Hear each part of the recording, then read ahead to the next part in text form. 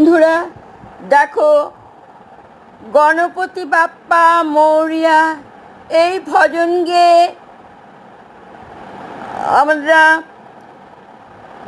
সহযোগীরা এই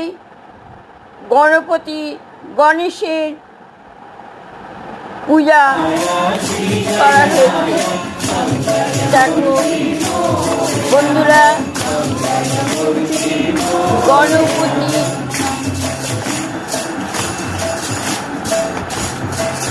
গণেশ পুজো করা হয়েছে।